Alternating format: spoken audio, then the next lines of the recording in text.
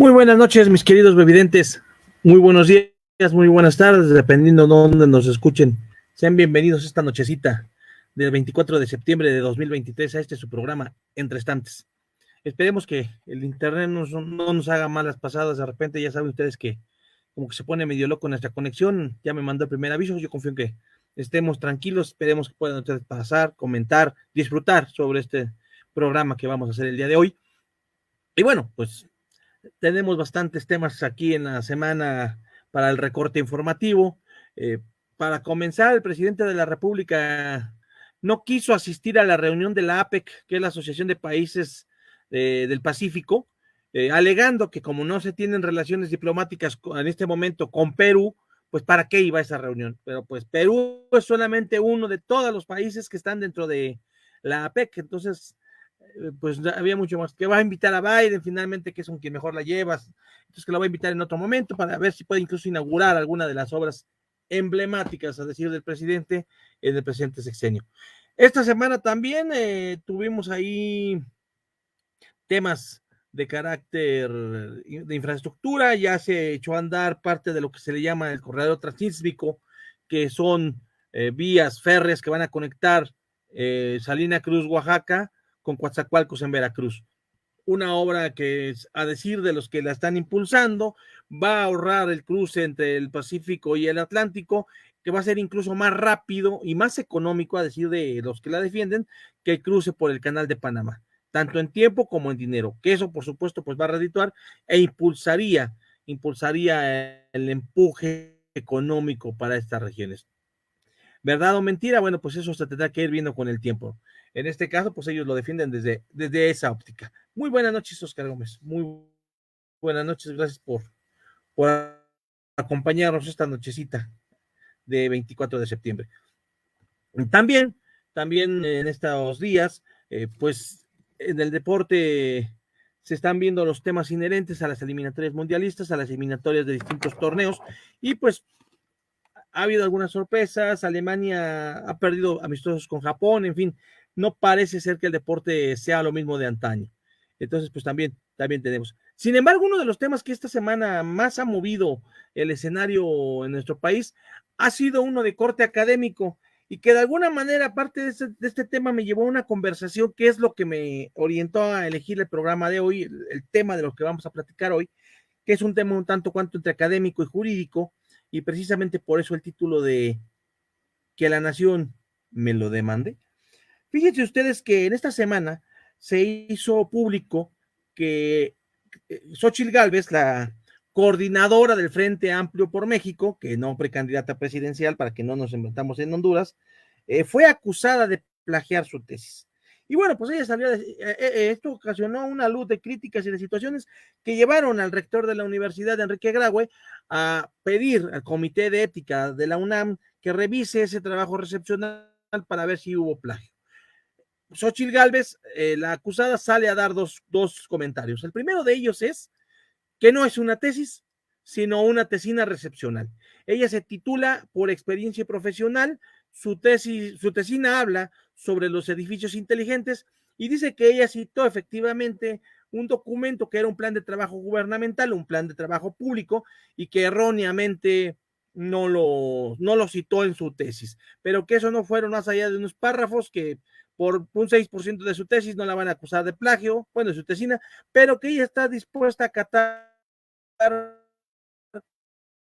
y eso fue un Rosona Morena, que está dispuesta a acatar el resultado del comité de la UNAM. Ya empezamos aquí como que nos quiere hacer la pasada en internet, que va a aceptar la decisión del comité de ética de la UNAM, que si la UNAM le quita el título, caray, tenemos problemas con la transmisión, vamos a ver qué está pasando. Nos están avisando que tenemos aquí algunos problemas precisamente en este momento. A ver.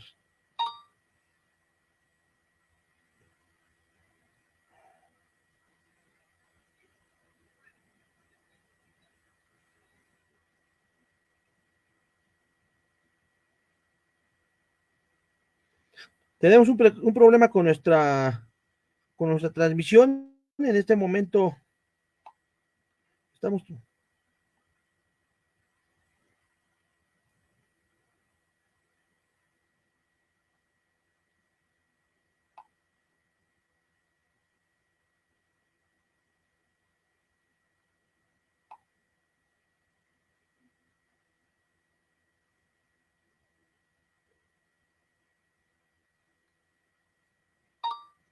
Ya se nos están empezando a conectar.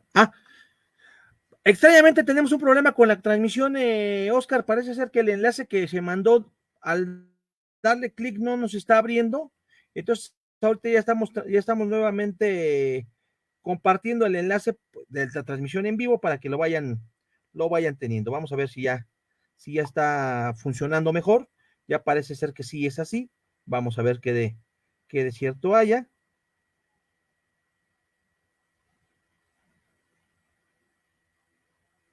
A ver.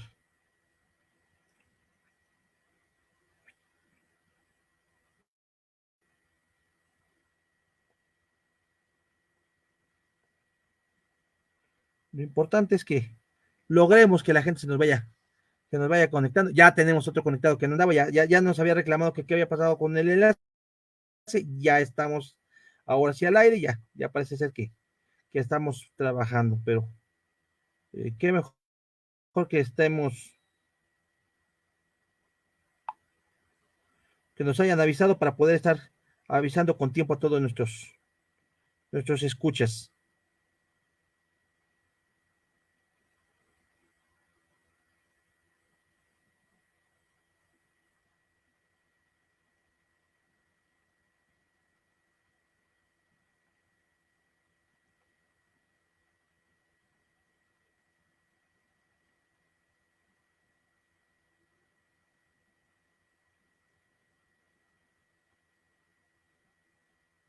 Ya, parece que quedó.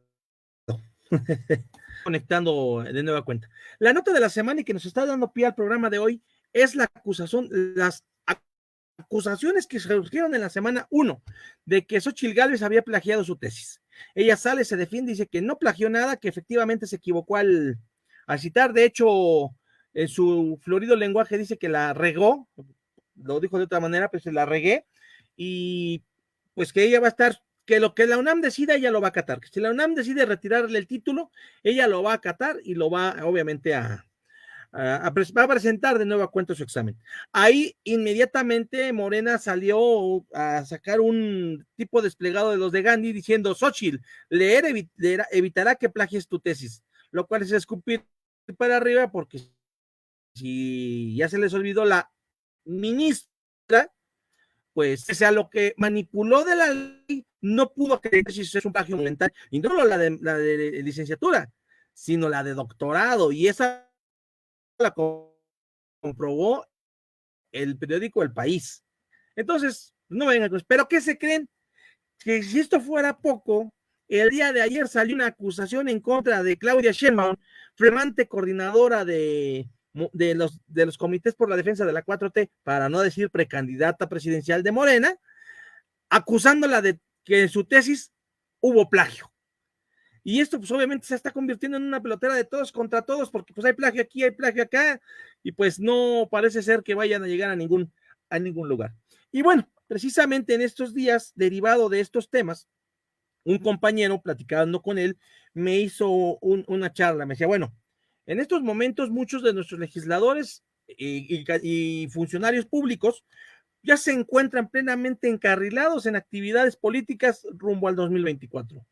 Los que se quieren reelegir, los que aspiran a pasar de un cargo al otro, los que aspiran, no sé, a ser gobernadores del estado, diputados locales, federales, municipios, a veces ser presidente municipal en una entidad de la capital de una entidad puede ser incluso más importante que ser senador. Piensen ustedes en las grandes capitales, Ciudad de México, piensen ustedes en Monterrey, piensen ustedes en Guadalajara, en Mérida mismo. Y bueno, pues obviamente los interesados están preocupados por ver cómo se van acomodando las aguas, y bueno, pues también para ver cómo se van a acomodar ellos. Y eso está ocasionando una serie de circunstancias. Pero mientras todo esto sucede, no van al cambio en él. saltito ahí en la transmisión. Se mantienen en el cargo y bueno, pues en consecuencia, ellos es no dejar de participar en esas lides y de seguir manteniendo, por supuesto, pues lo que es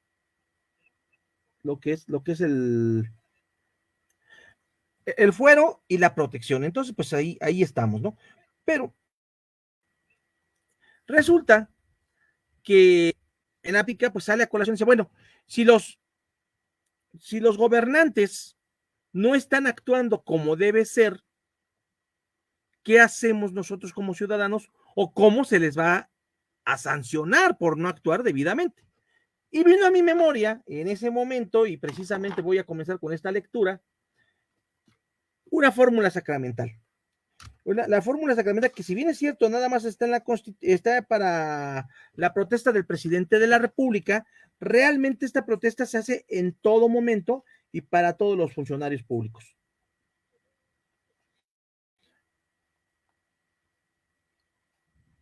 Y dice, y esto es el artículo 87. El artículo 87 dice textualmente en su primer párrafo: el presidente, al tomar posesión de su cargo, prestará ante el Congreso de la Unión o ante la Comisión Permanente en los recesos de aquel la siguiente protesta: protesto guardar y hacer guardar la Constitución Política de los Estados Unidos Mexicanos y las leyes que de ella emanen, y desempeñar leal y patrióticamente el cargo de presidente de la República que el pueblo me ha conferido, mirando en todo por el bien y prosperidad de la Unión.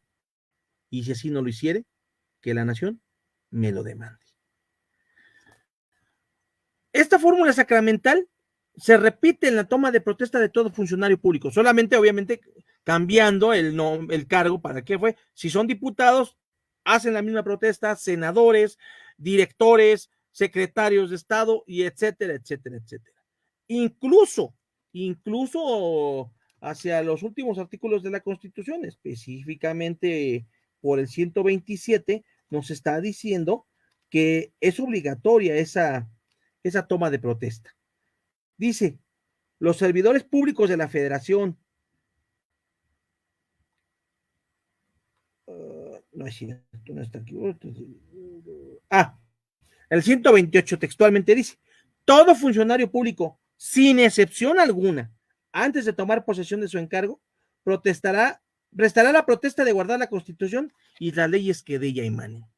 Entonces, todo servidor público, desde el nivel mínimo hasta el nivel máximo, que es la presidencia de la República, debe prestar esta solemnidad, e incluso lo que no ha ocurrido tendría que hacerse como en los Estados Unidos, donde si el presidente de la República no toma la protesta tal cual, no es válida. Cuando Barack Obama protestó por segunda vez el cargo de presidente de los Estados Unidos, se equivocó en una palabra. Al día siguiente debió prestar nuevamente esa protesta ante el presidente de la Corte Suprema en un acto privado. Ya había sido presidente, había sido reelecto, no importaba. Tuvo que volver a hacer la protesta en los términos sacramentales. Aquí en México, en el año 2000, Vicente Fox hace su propia idea de protesta, y en el 2018, Andrés Manuel López Obrador también modifica la protesta a su antojo. Dicho sea de paso, se parecen tanto entre sí, y no más que uno usa botas y el otro habla ají, que precisamente por eso se aborrecen. Y en esta es una muestra de ello. No protestaron el cargo tal y como se debió protestar. Y en consecuencia, si fuésemos un país estricto, pues habría por lo menos que haberlos obligado a prestar juramento de nueva cuenta ante el presidente del Congreso. Pero estamos en México. Y ahí viene la segunda circunstancia de qué ocurre entonces si un diputado, un senador, el presidente de la República no cumple con esa protesta. Punto número 1, y de ahí el nombre del programa. Dice que la nación me lo reconozca, y si no, que me lo demande. Si la nación cree, comillas, que el servidor público en cuestión no está cumpliendo el cargo, ¿cómo lo puede demandar? Y aquí por demandar estamos diciendo que le reclame que no está actuando debidamente. Pues legalmente por lo menos existen dos formas. La primera de ellas sería si hay un acto penal y el servidor público tiene lo que se le llama fuero, que es no puede ser detenido, se tendría que promover un juicio de desafuero.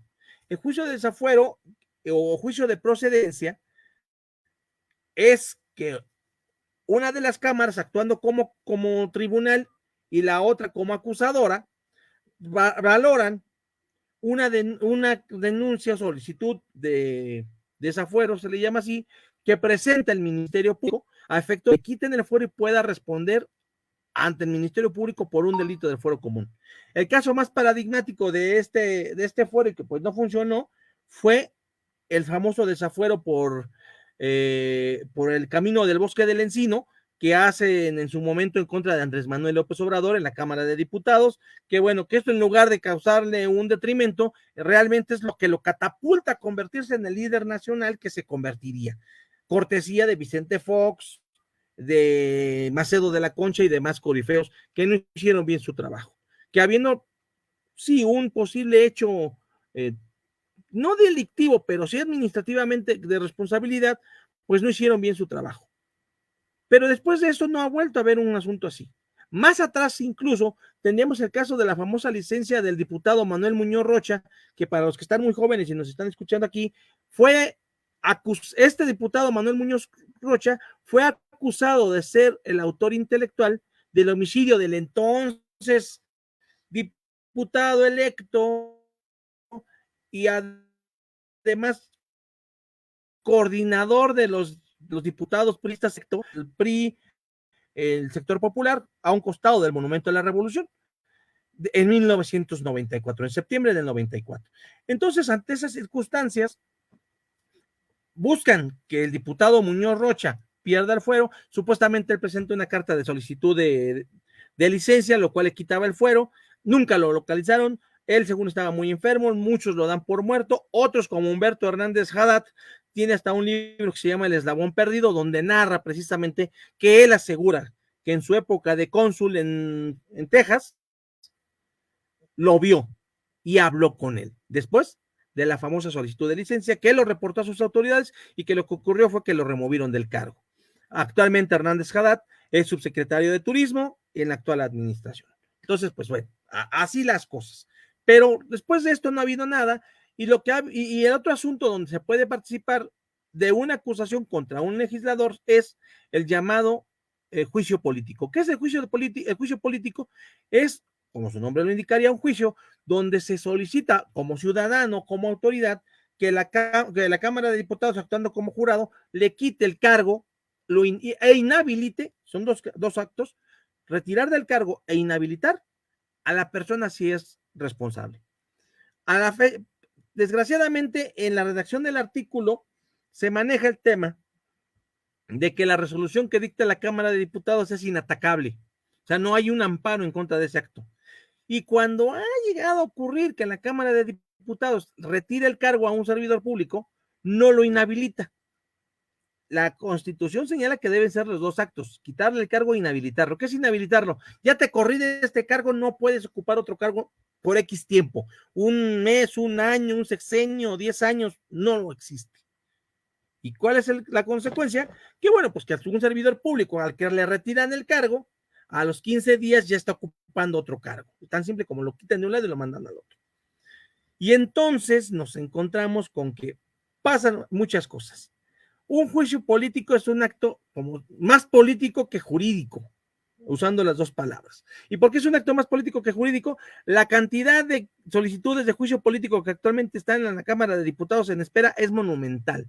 Y hay solicitudes de juicio político en contra de la presidenta de la Suprema Corte, hay solicitudes de juicio político en contra del presidente, en contra de diputados, en contra de secretarios de Estado, en contra de gobernadores. Pero la primera traba es la comisión jurisdiccional encargada de las solicitudes de juicios políticos. O no se reúnen, o existe mayoría de un partido que se encarga de trabarla, o se hacen empates artificiales y no avanzan los juicios hasta que alguien quiere.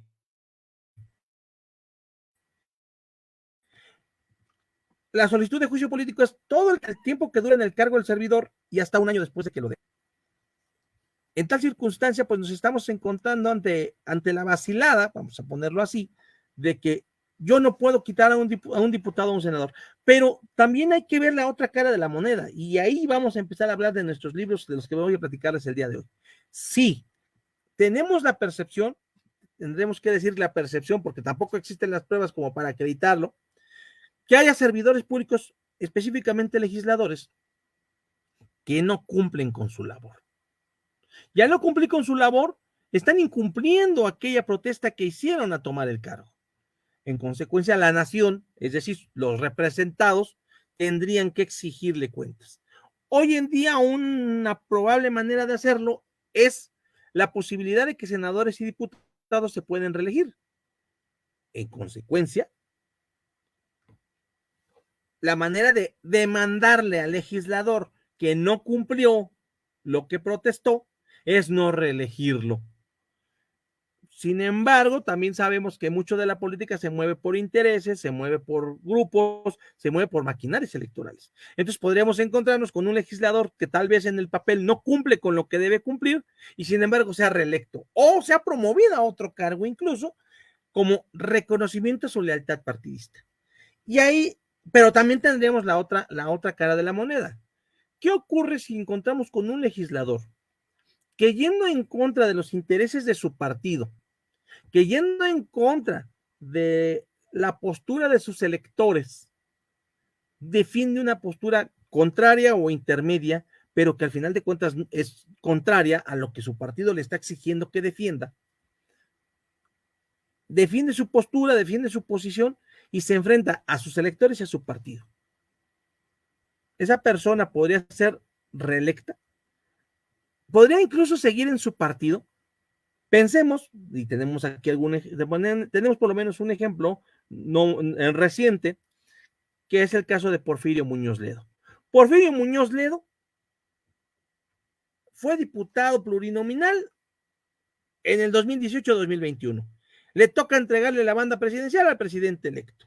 3 años después presenta su solicitud para ser reelecto y le niegan la procedencia de su solicitud y lo dejan fuera del Congreso. Él lucha en contra de esa decisión y no le validan. ¿Por qué? Porque se convirtió en una voz crítica dentro de su propio partido. Y al ser una voz crítica, una voz cuestionante, le cerraron las puertas.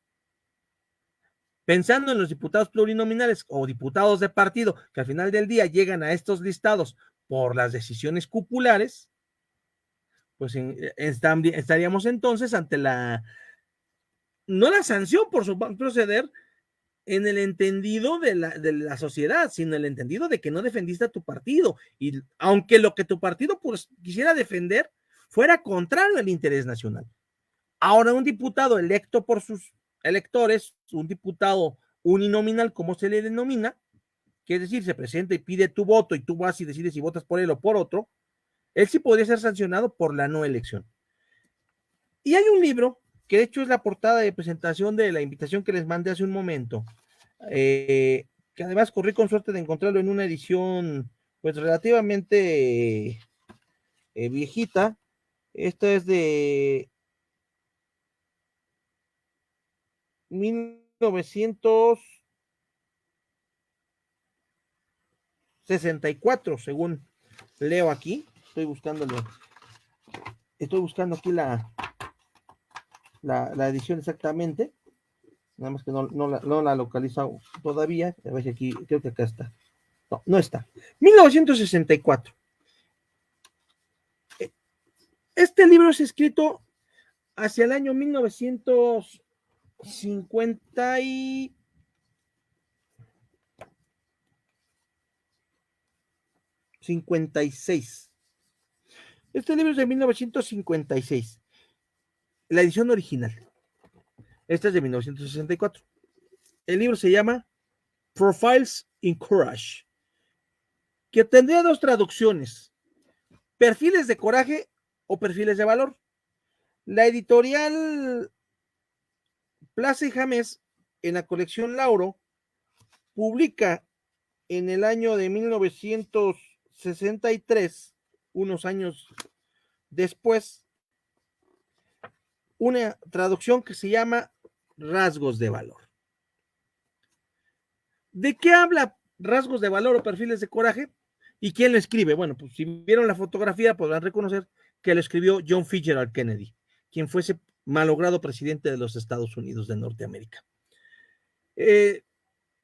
John Kennedy es héroe en la Segunda Guerra Mundial cuando un navío japonés parte en dos la lancha torpedera de la cual era capitán, salva a varios de sus colaboradores, de hecho nada más tienen 2 pérdidas, pero en el Inter sufre lesiones en la columna que le atormentarían toda la vida a pesar de que se veía el lozano.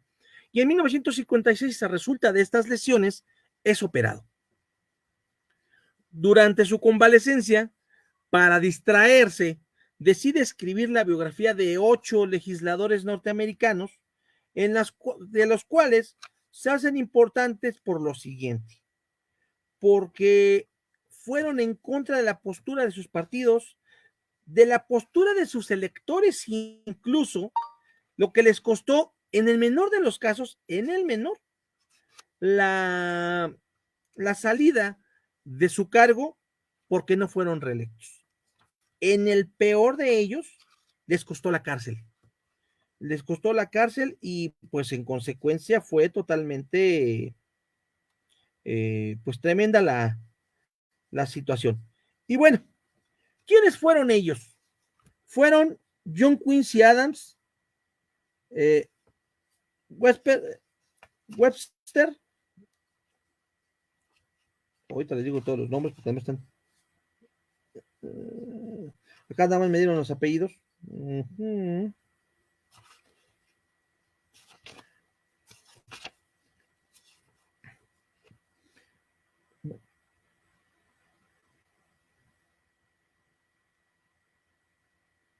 Eran.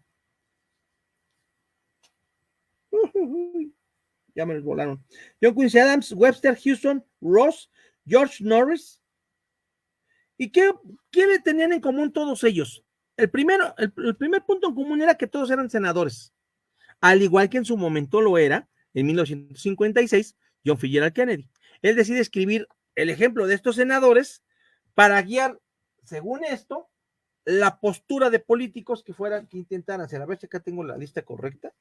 Es que, nada más que no se los voy a mostrar, por varias razones que no vienen al caso. Pero estas posturas, acá los tenemos. Son John Quincy Adams, Daniel Webster, Thomas Hart Benton, Sam Houston, Edmund G. Ross, Lucio Quinto Cincinnato Lamar, George Norris, Robert Taft, fueron los senadores y legisladores que, obrando de acuerdo a su criterio en aras del bien nacional, arriesgaron no solamente el puesto, sino incluso la libertad o la vida. Saludos a Lupita Gutiérrez. El día de ayer celebramos su cumpleaños, estamos en cuenta regresiva para sus 70 años. Y bueno, nos la pasamos muy chévere. Muchas gracias por la convocatoria.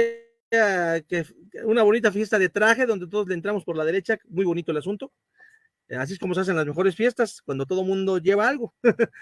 Saludos al doctor Gerardo Manjarres. Por cierto, el próximo 7 de octubre se lleva a cabo la celebración por los 14 años de la Fraternidad Seaprag, agrupación que ha hecho bastante actividad filantrópica, de la cual me precio y me enorgullezco de ser parte, en su consejo editorial incluso. Entonces, pues, saludos, doctor, que nos estás escuchando. Saludos, maestra Araceli, gracias por acompañarnos como cada fin de semana. Carlos Altamirano, por supuesto, también un fuerte saludo.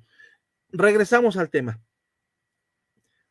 John Kennedy decide escribir un texto sobre estos senadores como una muestra de que el verdadero legislador, de que el verdadero servidor público debe ser capaz de arriesgar sus comodidades, su estabilidad e incluso sus bienes y su vida, como es el caso de estos biografiados, por la necesidad del bien superior, del bien nacional. Entonces, ¿cuáles son los acontecimientos? Bueno, muchos de ellos estuvieron activos. Uno de ellos condenó la guerra contra México. La invasión norteamericana de 1846-47 fue condenada por este legislador y le ocasionó que no lo reeligieran. Otros, como Sam Houston, se oponen a la secesión de Texas durante la Guerra Civil Norteamericana. Recordemos que la Guerra Civil Norteamericana, que se da entre 1861 y 1864, pues es un episodio donde un grupo de estados esclavistas se enfrentan a los estados no esclavistas, el norte contra el sur de los Estados Unidos. Antes de eso, hay un arreglo constitucional que permite que ciertos estados se mantengan como esclavistas y ciertos estados como no, para mantener un cierto equilibrio legislativo que impidiera que todo el país se volviera esclavista o antiesclavista. Un legislador es el que propone este acuerdo, el que lo impulsa, y la consecuencia es que lo persiguen, le mandan cartas amenazantes. Lo menos que le dicen es que ni se le ocurra volver a poner un pie en el estado que él decía representar. Y la pregunta del millón, precisamente, es: ¿hasta dónde un legislador en nuestros tiempos, donde la política es vista de pronto como un ejercicio de intereses, de componendas, se encuentra en la libertad de empujar sus posturas, de hacerlas valer, incluso en contra de los intereses partidistas o incluso en contra de la Vox Populi, que no necesariamente significa que tenga la razón? ¿Hasta dónde? Porque si bien es cierto, el ejercicio, el cargo de legislador lleva aparejada la postura del famoso fuero, que es únicamente, y eso es muy importante reiterarlo, que no deberá ser atacado por las opiniones que defienda en la tribuna. ¿Qué tanto puede servir esto? Y viene a mi memoria Irma Serrano mentándole la madre a los senadores en Xicoténcatl. Viene a mi memoria Porfirio Muñoz Ledo increpando al presidente de la República en 1988. Viene a mi mente la postura de Ricardo Monreal Ávila dándole hasta para llevar a los diputados de oposición como diputado priista, y a los meses deja el PRI, se postula por el PRD para gobernador por Zacatecas, cargo al que finalmente accedería. Y entonces, pues leemos a estos 8 legisladores y a otros que quedaron fuera. En este libro, por ejemplo, no hablan de un representante por el estado de Kansas que se opone terminantemente a la guerra contra México, y ese legislador no es reelecto porque ni sus propios representados lo votan, porque no están de acuerdo en que no haya defendido la guerra contra México. Ese legislador se llamaba Abraham Lincoln. Y tan nunca siguió la Vox Populi que se convierte en el presidente que realiza la enmienda que termina con la esclavitud en Estados Unidos, y bueno, que le cuesta la vida en 1864. Y entonces pues, seguimos en esta necesidad de ¿qué legislador? Si nosotros quisiéramos escribir un libro como Rasgos de Valor, y pienso en nuestros escuchas que están aquí, pensemos, si yo quisiera escribir un libro como Rasgos de Valor, o como Perfiles de Coraje, si queremos utilizar el nombre norteamericano. Si yo quisiera escribir este libro, hablando de legisladores contemporáneos, ¿qué nombres pondríamos? Verdaderamente, ¿qué nombres podrían venir a nuestra memoria de legisladores que, yendo en contra de sus propias comodidades, se enfrentaron al poder o impulsaron posturas que fueran benéficas para la nación? Los ejemplos que tenemos son muy lejanos. Tenemos a Belisario Domínguez, que incluso se otorga una medalla en su nombre, hablando en contra de Victoriano Huerta. Le costó la vida. Pero estamos hablando de 1913. Tenemos a Serapio Rendón, diputado, igual que Eduardo Neri, pero estamos hablando de 1913. Pienso, y ese es otro legislador poco conocido, de hecho, tal vez ahora que lo mencione, muchos no lo van a creer, pero pensemos en el senador Guadalupe Victoria, porque, señores, Guadalupe Victoria, después de ser el primer presidente de México, se convierte en senador de la República, y como senador se opone a la modificación de las llamadas 7 leyes en 1836. Hace un voto particular y él dice: pero si la soberanía determina que se va a cambiar nuestro sistema de gobierno, no alzaré mi espada en contra de esta resolución. Cuando se aprueban las 7 leyes constitucionales y se abroga la Constitución de 1824, Guadalupe Victoria pide licencia al Senado y se retira de la actividad pública. Pero estamos hablando de 1836.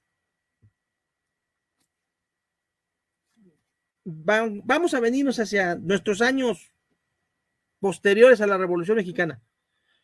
Tenemos un ejemplo de mucha dignidad en un ministro de la Suprema Corte de Justicia de la Nación, don Alberto Vázquez del Mercado, que en 1931, ante la violación del amparo que le otorgaron a Luis Cabrera para que no fuera aprehendido y exiliado, cuando el gobierno de Pascual Ortiz Rubio, pero estamos hablando del nopalito, al que mangoneaba Plutarco Elías Obrador, perdón, Andrés Manuel Elías Calles, perdón, Plutarco Elías Calles,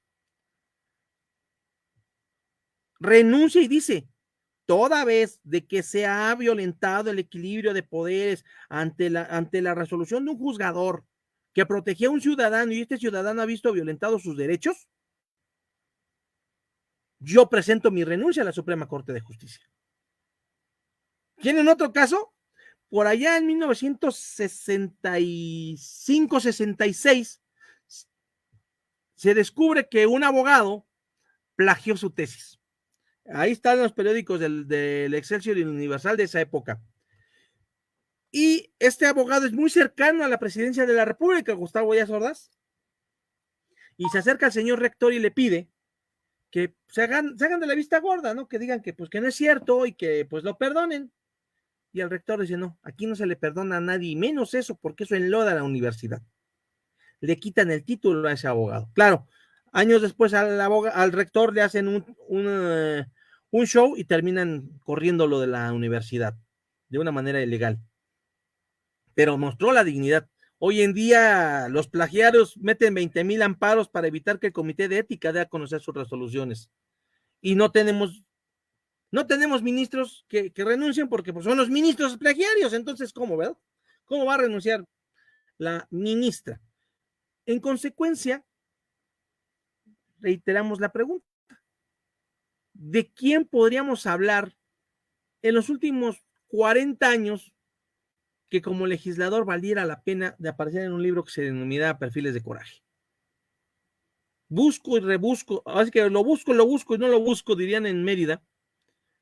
Y sin ser legislador, la única persona que tiene un grado de valor muy fuerte, porque además, y ahí está la historia, y ahí está el reconocimiento, ahí tengo el libro sobre mis pasos, donde él lo reconoce, cuando en 1988 Cuauhtémoc Cárdenas pacta con Carlos Salinas de Gortari, el Maquio Cloutier, sí, ese barbón gordo de derechas, maldito panista, hace una huelga de hambre en el Ángel de la Independencia en contra de la postura de su partido, que también ya se había sentado a negociar con Salinas de Gortari por intermedio de Diego Fernández de Ceballos,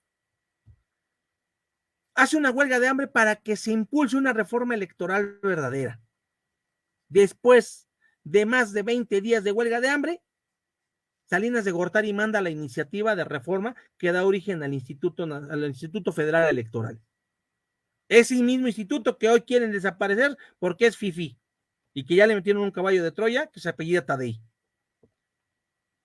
Pero el Maquio no era legislador, era el candidato derrotado en las elecciones de 1988, que quedó en un tercer lugar oficialmente, porque recordemos que según los resultados electorales, Salinas de Gortari obtuvo el 50% de los votos, Cuauhtémoc Cárdenas el 33% y el Maquio el 17%. Y por casualidad, meses después de este triunfo del Maquio, muere en un accidente de carretera. Trágicas coincidencias que se llegan a dar, ¿verdad? Entonces, sería importante entonces recomendar la lectura de este libro, que es un libro ya viejito, que es de Bernardo Pérez Fernández del Castillo, que se llama Ética del Legislador.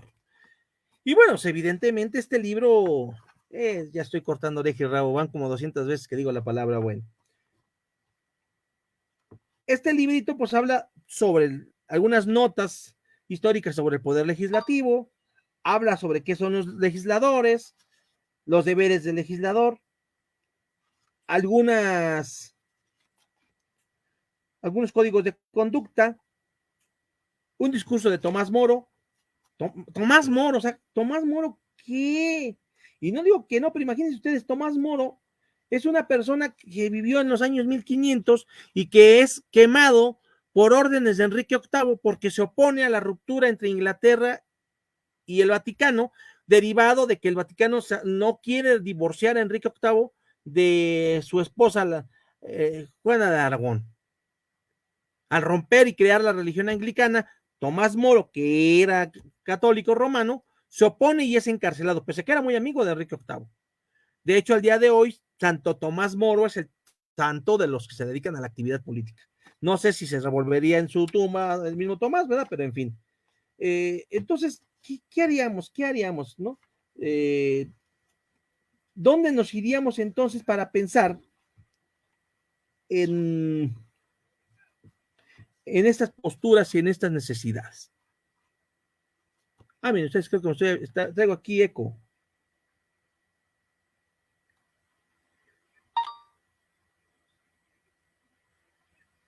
A ver ustedes. ¿Ya quedó? Creo que ya quedó, ya no nos está haciendo eco el celular. En el año, el 31 de octubre del 2000 es cuando lo nombran patrono de los políticos a Tomás Moro. Entonces, imagínense ustedes, ¿no? Hoy en día todo parece ser que corresponde más a la definición de política de Maquiavelo que a una definición ética. Más vale ser temido que amado. La semana pasada en la Cámara de Diputados vimos el bonito espectáculo donde la diputada Clemente, la diputada, para no meternos en Honduras, le llamó perras a las diputadas. La diputada Teresa Castel le soltó un manotazo a otra diputada. Y la diputada de Clemente sale y dice, yo soy una perra del presidente porque estoy aquí para cuidarle sus iniciativas.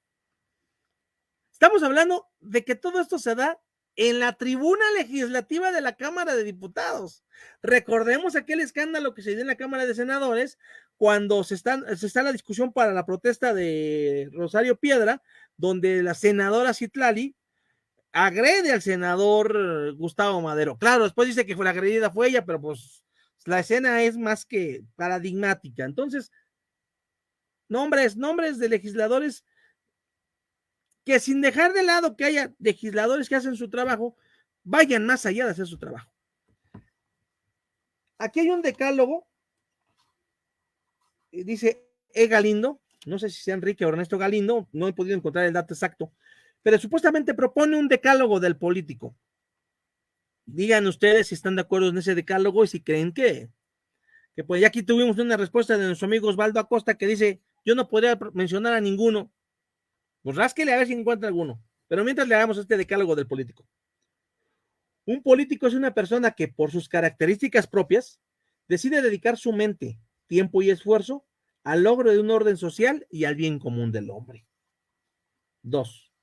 Un político debe tener congruencia en el pensar y hacer, subordinando sus intereses personales a los de sus representados. 3. Un político no debe usar su cargo público para obtener o vender favores o escudarse en el fuero, pues estaría faltando a la ética moral y al compromiso. 4. Está buenísimo. Un político debe usar su poder de convocatoria, no acarreos,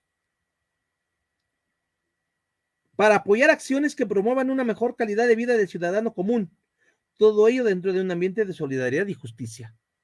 Mire, mi estimado Osvaldo, que está diciendo que a lo mejor se trata de Emiliano Galindo Aguilar. ¿Por qué no me hace favor de buscar usted ahí en internet decálogo del político con el nombre de él? A lo mejor es el mismo que estoy leyendo y ya salimos de una duda de una vez por todas. Es más, hasta la escribo aquí en el libro. 5.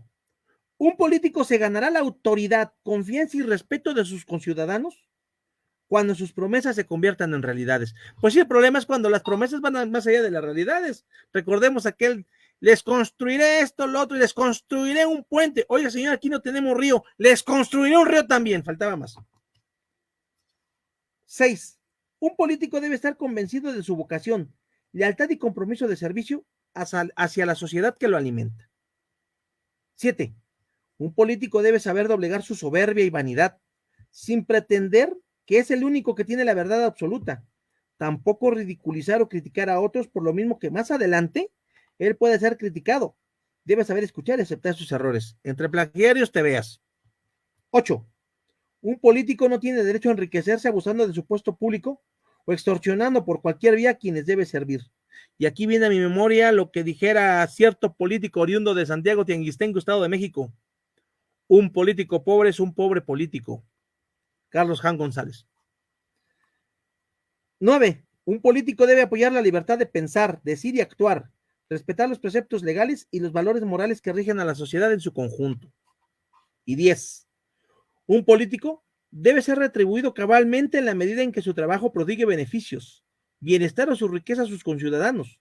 Pero aquel que es corrupto o que corrompe y vive rodeado de lujos, sin importarle quebrantar o defraudar la confianza que le otorgaron los que creyeron en él, tarde o temprano, la sociedad a la que engañó se lo demandará. ¿Cuántos legisladores tendríamos si aplicásemos este decálogo a rajatabla? Híjole, mejor no saco cuentas. Aquí. ¿Qué podemos hacer como ciudadanos? Primeramente, recordemos que la Constitución permite que para cargos de carácter ejecutivo, presidente de la República y gobernadores, existe en muchos estados y en otros todavía no, la famosa revocación de mandato. Un truco jurídico que se me hace más atole con el dedo que una realidad y que puede convertirse más en un arma de extorsión política que en una arma de verdadera justicia jurídico-política de los ciudadanos. ¿Y por qué lo digo? Porque finalmente un político de alta convocatoria, dentro de 3 años después de que llegue el presidente,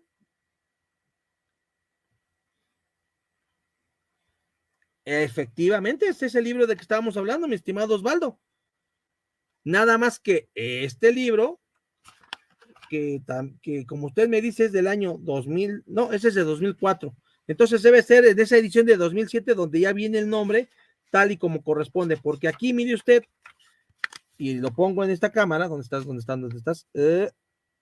Ahí está. Ahí está. Entonces, pues qué bueno que ya lo...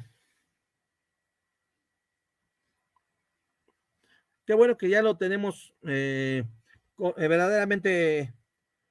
Ahora, ¿quién era Emiliano Galindo Aguilar? Pues ya que estamos en eso, pues vamos de una vez a... Porque no tengo el gusto. Usted debe saber, mi estimado amigo Osvaldo.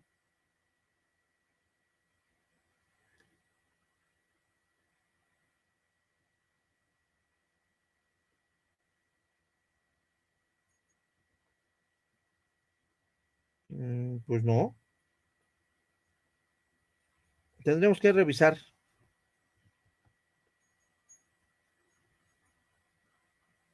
Tenemos que revisar.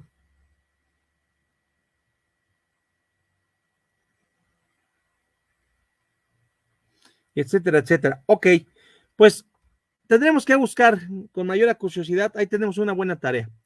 La pregunta es, lo que decíamos de la revocación de mandato.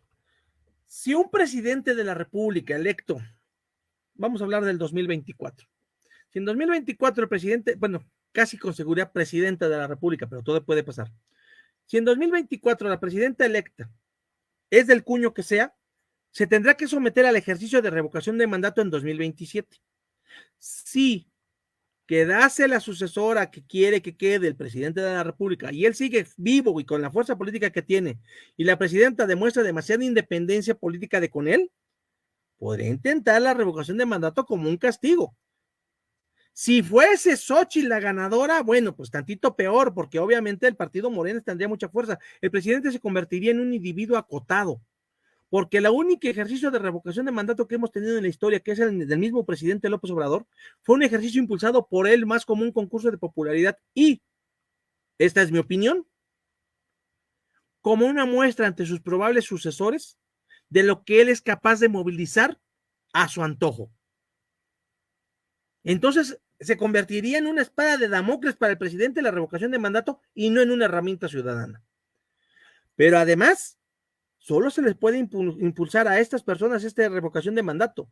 Y hay una cláusula que también está muy enredada y que da hasta para una tesis, para los que andan buscando temas. La misma Constitución señala que en el caso de la consulta popular, que no se puede impulsar una consulta popular para revocar el mandato de un servidor público elegido popularmente, es decir, electo. Entonces, si la Constitución me dice que no puede hacerse una consulta para quitarle el cargo a alguien electo, ¿por qué tenemos una consulta popular que el presidente de la República y los gobernadores son electos? Sin duda, nos encontramos ante una época donde nuestros legisladores no parecen darnos ese prestigio, no parecen darnos esa confianza. Pero también es verdad que dicen que los pueblos tienen los gobiernos que se merecen. ¿No lo merecemos? ¿Hasta dónde participamos de la actividad pública? Es muy común escuchar a mucha gente que dice, yo soy apolítico. Entonces, en ese momento, el sabio de esta gira, don Aristóteles, se revuelca en la tumba porque él lo dijo, el ser humano es un animal político. El ser humano que se piense ajeno a la actividad social, o es una bestia o es un dios. Y también nos dicen otros pensadores, aquellos que no se interesen en la política serán gobernados por los que sí se interesen. Interesarse en la política es algo tan simple como voy a ir a depositar mi voto. Datos, en las elecciones para gobernador del Estado de México, o en este caso gobernadora, solamente votó el 50% del padrón. En las elecciones de 2018 votó el 62%. Y de ese 62%, el 53% que estaríamos hablando de un padrón de 90 millones de ciudadanos, y eran 54 los llamados a votar, solamente votaron 30, y de esos 30, 10 votaron por el actual presidente, 10, 15. ¿Cómo es posible? Pues es posible por nuestro régimen electoral. De hecho, incluso se está proponiendo la llamada segunda vuelta, que no prosperó y no va a pasar en este periodo electoral ya, porque finalmente las elecciones es el año 2024 y ya no puede hacerse ninguna reforma electoral en ningún sentido para modificar este tema. Va a ganar quien más votos tenga, así sea uno. Recordemos el 2012, en el caso de Calderón y el mismo López Obrador, donde oficialmente por punto 47%, o sea, menos de un punto de diferencia, gana la presidencia de la República Felipe Calderón. Y sí sabemos que existen 20,000 interpretaciones que hablan de un fraude, que si el famoso... el cociente electoral, el cociente, y bueno, acá alguien que me sale precisamente con el haya sido como haya sido, que se referían más al porcentaje que a las mañas, pero bueno, pues obviamente tratándose de la política, lo traspolaron a las mañas, que las hubo de los dos lados. Está acreditado que tanto el PAN como el PRD hicieron las mismas porquerías, nada más que no se las acreditaron unos y otros totalmente, y gana al final por alguna de ellas Felipe Calderón. Pero la sociedad tampoco salió a votar en multitudes, tan es así que se da ese fenómeno del cociente que termina dando un punto 47% de diferencia electoral a favor de Felipe Calderón. Y que además dio lugar a muchos de las reformas electorales que también tenemos, como el famoso voto por voto, porque actualmente cuando la diferencia entre el primer y el segundo lugar es menor al 2% y hay ciertas irregularidades en un 20% de las casillas, hay que abrir todos los paquetes para hacer el conteo. En consecuencia, y para ir cerrando nuestro programa, mientras que la misma sociedad tampoco actúe desde la óptica de las solicitudes de acceso a la información de manera real, de la participación social, que puede ir desde el mismo voto, un voto consciente e informado, los políticos van a seguir siendo los mismos. Y ahí tenemos, y no recuerdo ahorita el nombre del autor, pero ahorita mismo si los voy a buscar, se los recomiendo también.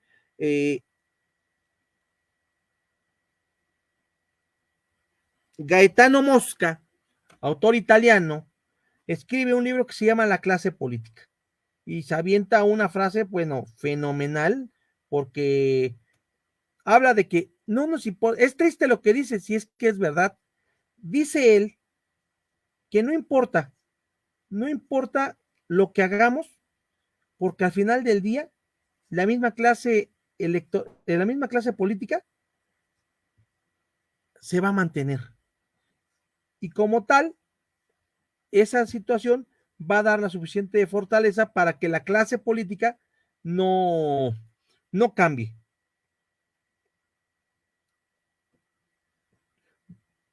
Dice el Gaetano Mosca en este mismo libro, es una frase: 100 hombres que actúen siempre de acuerdo los unos con los otros triunfarán siempre por sobre 1000 hombres tomados individualmente y que no serían capaces de llegar a ningún acuerdo entre ellos. Qué pena, ¿no? Entonces, pues esta clase política finalmente nos está dando a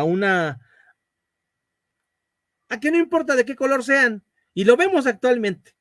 Súbitamente individuos que toda su vida defendieron un color se van a otro y acusados de 20,000 cosas, incluso con carpetas de investigación.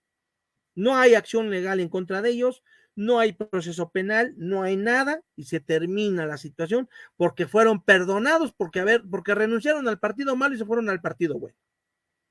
¿Cuántos vamos a ver de aquí al 2024 así? ¿Cuántos de ellos llegarán a tribuna? ¿Tendrán la moral para decírnoslo? Pero lo más importante, y con esto cierro el programa de hoy, ya me di vuelo criticando a nuestros políticos. Ya me di vuelo escuchando las opiniones que todos ustedes pusieron. Decía don Adolfo Ruiz Cortines, de quien hemos de hablar en diciembre, en el cincuentenario de su fallecimiento, y estamos preparando un proyecto en su honor. Cuando le decían, fulano es honrado, respondía, ya lo pusieron donde hay. Entonces nosotros que estamos criticando, la pregunta sería, ¿y si nosotros fuésemos los que protestásemos guardar y hacer guardar la Constitución y las leyes que de ellas emanen? Y si así no lo hiciere, que la nación me lo demande. No diría yo, no dirías tú, no diría usted o usted que me están mirando, que la nación me lo demande. A lo mejor por eso nos lo dicen también. Tenemos que pensarlo. Yo sé que muchos dirán que no es así. Muchos lo dudarán. Pero también necesitamos hacer esos ejercicios para estar seguros de que hemos hecho lo suficiente para impulsar un cambio social y político. Muchas gracias por su compañía. Muy buenas noches, muy buenos días, muy buenas tardes, dependiendo del lugar y el momento en que nos escuchen, si es en vivo o en repetición. Nos vemos la próxima semana. Este 27 de septiembre se conmemora un aniversario más de la consumación de la independencia, porque lo que celebramos el 15 fue el inicio de ella en la madrugada del 16, dicho sea de paso.